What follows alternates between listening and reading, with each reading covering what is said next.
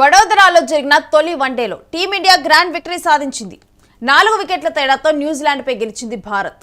Batting, bowling విభాగాల్లో అదర కొట్టేసింది team India. 93 పరుగులు చేసి జట్టును గెలిపించారు విరాట్ కోహ్లీ. ఇక హాఫ్ సెంచరీతో కెప్టెన్ ఇన్నింగ్స్ ఆడారు గిల్. చివర్లో టీంను విజయ తీరాలకు చేర్చారు కేఎల్ రాహుల్.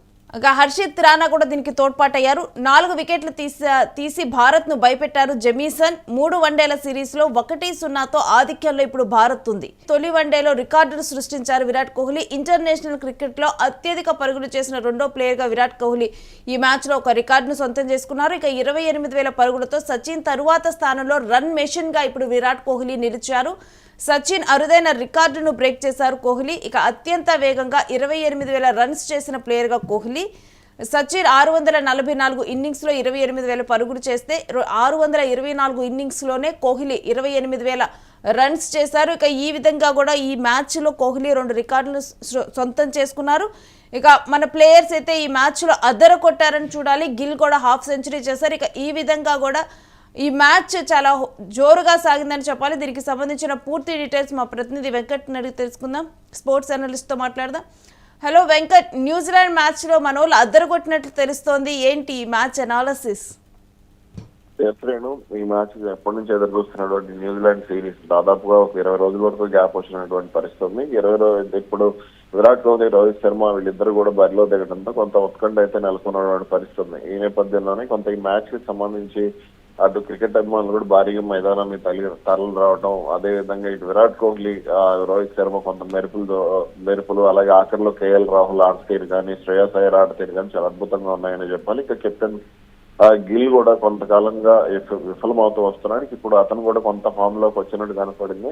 అయితే ఇక్కడ మనం ఆట తీరు చూసుకుంటే భారత్ అన్ని విభాగాల్లో కూడా బలంగానే రాణించిందని చెప్పాలి. న్యూజిలాండ్ ను తక్కువ పరుగులు కట్టడి చేయటం కానీ, ఆ తర్వాత లక్ష్య ఛేదంలో కూడా కొంత దూకుడుగానే భారత్ వెళ్ళడం జరిగింది. ఆరంభంలో రోహిత్ శర్మ అందించినటువంటి స్టాండ్ కానీ, ఆ తర్వాత శుభ్మన్ గిల్ విరాట్ కోహ్లీ పార్ట్నర్షిప్ కానీ, ఆ తర్వాత గిల్ వికెట్ కోల్పోయిన తర్వాత శ్రేయస్ అయ్యర్ తో కలిసి విరాట్ కోహ్లీ ఆ ఇన్నింగ్స్ ను నిర్మించిన విధానం, ఇక ఈ సమయంలో కీలకంగా వికెట్లు కోల్పోతున్నటువంటి పరిస్థితుల్లో హర్షిత్ రాణా కానీ, కేఎల్ రాహుల్ కానీ వీళ్ళిద్దరు కూడా వికెట్ కాపాడుకోవడానికి ప్రాధాన్యత ఇస్తూ ఆడటం, ఇవన్నీ కూడా కొంత భారత్ కు కలిసి వచ్చాయని చెప్పాలి. ఇక ఈ మ్యాచ్ కి సంబంధించి చూసుకుంటే విరాట్ కోహ్లీ హైలైట్ గా నిలిచాడు.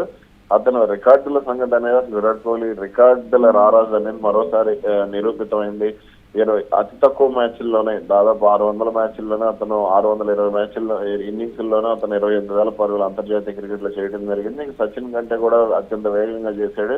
అటు man of the match award కూడా విరాట్ కోహ్లీకి దక్కడం విశేషం. అయితే అతను సెంచరీ మిస్ కావడం మాత్రం కొంత బాధాకరమైనటువంటి విషయం. 93 పరుగుల వద్ద విరాట్ కోహ్లీ అవుట్ అయ్యాడు. గత కొంతకాలంగా కూడా ఫామ్ లో లేడు అని విరాట్ కోహ్లీని విమర్శిస్తున్న వాళ్ళందరూ కూడా ఆస్ట్రేలియాతో చివరి వన్డే నుంచి సౌత్ ఆఫ్రికాతో 3 వన్డేల సిరీస్ కానీ, ఇప్పుడు జరిగినటువంటి సిరీస్ లో కానీ, ఇప్పుడు ఆరంభ మ్యాచ్ లో కానీ విరాట్ కోహ్లీ అద్భుతంగా రాణించాడు. మన డొమెస్టిక్ క్రికెట్ లో కూడా అతను ఆట తీరు మనం చూస్తాం. ఇంకా భవిష్యత్తులో అంటే 2027 ప్రపంచ కప్ కు అతను ఏ విధంగా సిద్ధం కాబోతున్నాడు ఏంటి అనేది అయితే స్పష్టంగా అర్థమైపోయింది.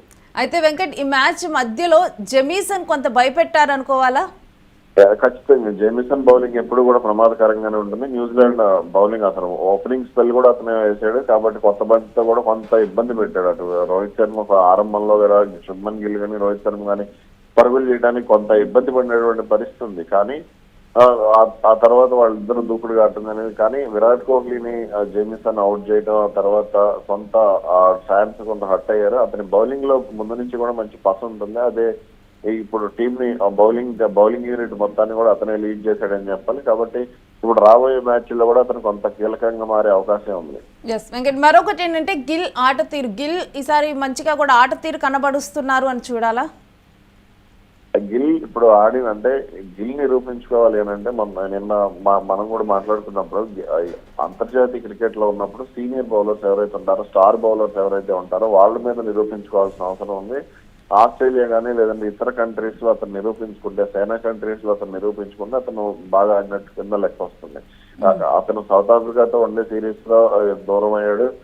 ఆ T20లో అతను క్రమంగా ఫెయిల్ అవుతూ వచ్చాడు. అటు సౌత్ ఆఫ్రికా టెస్ట్ సిరీస్ కూడా అతను దూరం అయ్యాడు. ఇప్పుడు అతను ఆడినటువంటి బౌలర్లు కూడా నామమాత్రమైన బౌలర్లు కాబట్టి కొంత అంటే ఈ స్టార్టింగ్ స్పెల్ లో కానీ కొంత వికెట్ కాపాడుకోవడానికి ప్రాధాన్యత ఇస్తూ ఓకే పర్వాలేదు, కానీ అతనైతే ఇంకా నిరూపించుకోవాల్సిన అవసరం అయితే ఉంది.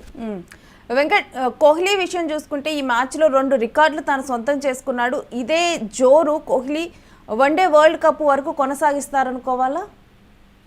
ఖచ్చితంగా 2027 ప్రపంచ కప్ కి అతను రెడీ అవుతున్నాడు అనేది అయితే స్పష్టంగా అర్థమవుతుంది. అటు రోహిత్ శర్మ కూడా ఇదే ఫామ్ కంటిన్యూ చేస్తున్నాడు.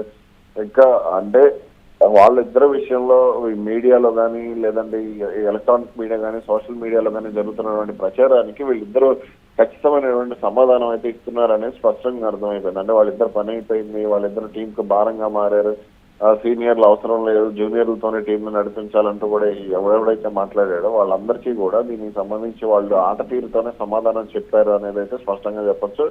2027 ప్రపంచ కప్ కోహ్లీ ఫిట్నెస్ పరంగా కానీ ఆట తీరు పరంగా కానీ పూర్తి సంసిద్ధంగా ఉన్నాడు అనేది చెప్పొచ్చు. Thanks for your analysis Venkat.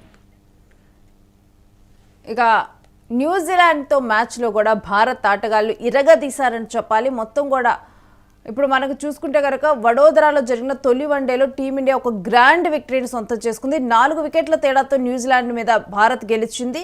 Batting bowling విభాగాల్లో 2 విభాగాల్లో కూడా టీమిండియా అద్దర కొట్టేసింది. 93 పరుగులు చేసి జట్టును గెలిపించారు విరాట్ కోహ్లీ. ఒక సెంచరీ చేస్తారు కోహ్లీ డెఫినెట్గా కూడా ఈ మ్యాచ్లో ఫ్యాన్స్ ఎదురు చూశారు. కానీ చివరి నిమిషంలో కూడా కోహ్లీ అవుట్ అయ్యి 93 పరుగులు చేశారు. అయినప్పటికీ కూడా కోహ్లీ ఇక్కడ 2 రికార్డులను కూడా తాను సొంతం చేసుకోవడం జరిగింది. మరొక వైపు గిల్ హాఫ్ సెంచరీతో కూడా గిల్ కూడా మంచిగా రాణించాడు. ఇక చివరిలో టీంను విజయ తీరాలకు చేర్చారు కేఎల్ రాహుల్, హర్షిత్ రాణా వీళ్ళిద్దరూ కూడా. ఇక 4 వికెట్లు తీసి మధ్యలో కూడా జెమీసన్ భయపెట్టారనే చెప్పాలి. ముందుగానే యూటీవీలో దీని గురించి చర్చించినప్పుడు కూడా ఎనలిస్ట్ వెంకట్ గారు చెప్పడం జరిగింది. భారత్ సునాయాసంగా ఈ 300 పరుగులను కూడా ఛేదించగలుగుతుందని చెప్పినప్పుడు ఆ సమయంలో కూడా తరువాత మధ్యలో కూడా ఈ 4 వికెట్లు తీసినప్పుడు ఏమవుతుంది, భారత్ ఇంత ఈజీ మ్యాచ్లో ఏమన్నా తడబడబోతోందా అనుకున్నారు. జెమీసన్ భయపెట్టారని చెప్పాలి 4 వికెట్లు తీసి. కానీ మన ప్లేయర్స్ మాత్రం బాగా ఆడి రాణించారు. 3 వన్డేల సిరీస్లో ఇప్పుడు 1-0తో ఈ విధంగా కూడా మన ప్లేయర్స్ అదరగొట్టారు. తొలి వన్డేలో రికార్డు సృష్టించారు విరాట్ కోహ్లీ. ఇంటర్నేషనల్ క్రికెట్లో ఇప్పుడు అత్యధిక పరుగులు చేసిన 2వ ప్లేయర్గా విరాట్ రికార్డును సొంతం చేసుకున్నారు. 28,000 పరుగులతో. సచిన్ తరువాతి స్థానంలో రన్ మెషిన్గా ఇప్పుడు విరాట్ కోహ్లీ నిలిచారు. సచిన్ అరుదైన రికార్డును బ్రేక్ చేశారు కోహ్లీ. ఇక అత్యంత వేగంగా 28,000 రన్స్ చేసిన ప్లేయర్గా ఇప్పుడు కోహ్లీ నిలిచారు. సచిన్ 644 ఇన్నింగ్స్లో 28,000 పరుగులు చేస్తే 624 ఇన్నింగ్స్లోనే 28,000 రన్స్ చేశారు కోహ్లీ.